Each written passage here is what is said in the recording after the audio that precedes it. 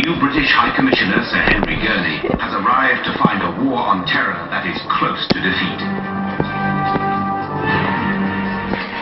In 6 months, the communists have launched 1,274 attacks and killed more than 300 innocent civilians.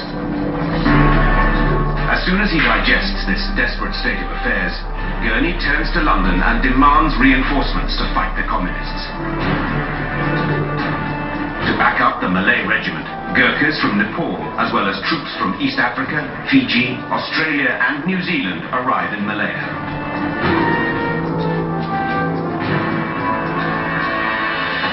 Gurney soon spots another so far unexploited human resource, the local Chinese.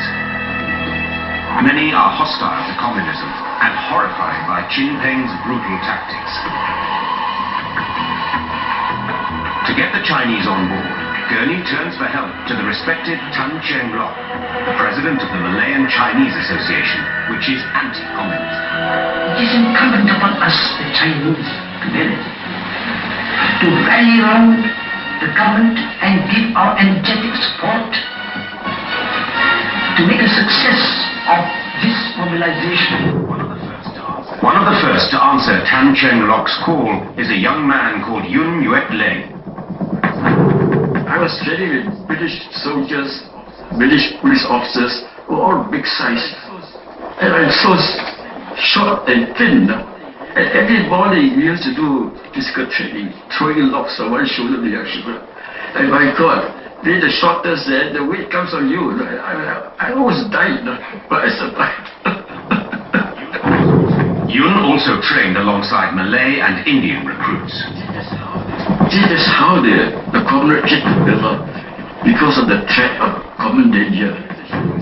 When the shooting starts, you don't care what race you are. No? You find that your friend is pinned down by heavy fire, and you're okay, you've got a good defensive position. You open fire, so that you cross somebody else. And he does the same thing for you. So you save each other.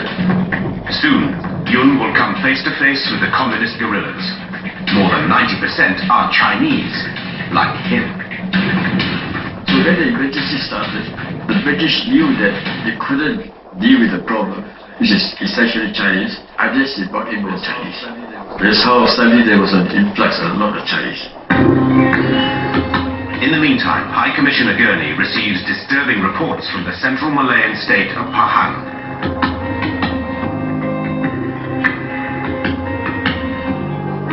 A new communist unit known as the 10th Regiment, consisting mainly of Malays, is terrorizing the kampongs of Pahang. No one is safe, not even children. Hamidin Abdullah remembers these frightening times well, and what happened when his friend revealed the whereabouts of a Malay communist sympathizer. He was about 12 plus. He was showing the house or the whereabouts of someone who was communist sympathizer, you know. But just for that, they busted his head off. The shooting of a 12-year-old is only the beginning. Soon afterwards, Hamidin's father is kidnapped. For 6 months after he disappeared, my father's grave was found. That's how cheap life was to some people. Kita tak kira. Asalkan hanya buruan penjajah, kita hentakkan. Tidak menyongkong dia kena penting. The 10th Regiment is not only ruthless, it is a threat to Malay loyalty. For its commander is not Chinese, but a Malay communist called Abdullah CD. Jinping has tasked him to recruit fellow Malays to his cause. Jadi kita nak membesarkan pasukan kita, membesarkan nak keramaikan anggota, nak banyak penyata. If Malays start joining the insurgency, the possible consequences are terrifying. If Malays start joining the insurgency, the possible consequences are terrifying. So the British must somehow stop the communist virus spreading.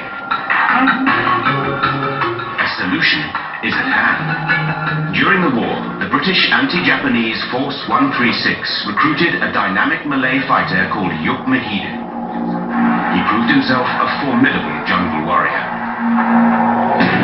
Now the British dispatched Mahidin to central Pahang to eliminate the threat of the 10th Regiment. British hantar yuk Mahidin, memimpin satu regimen di Tengah Luar untuk mengalau Komunis Melayu.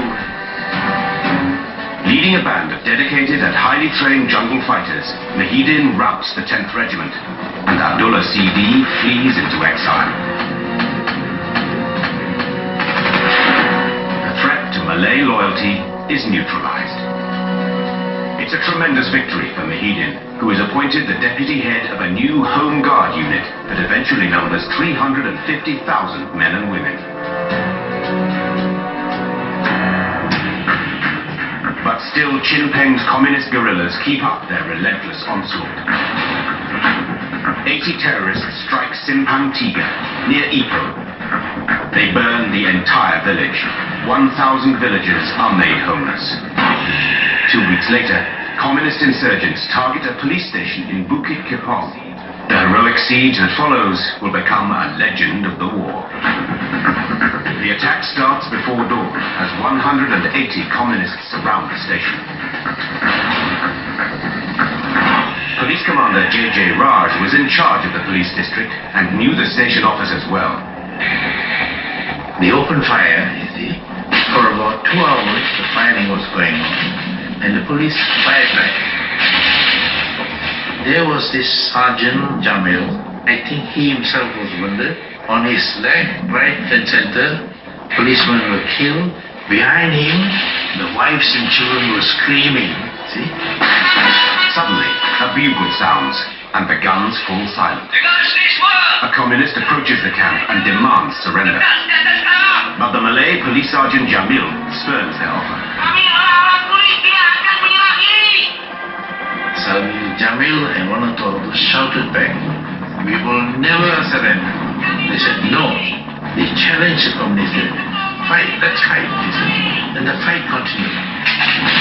The communists hurl a barrage of petrol bombs, and the police station erupts in flames.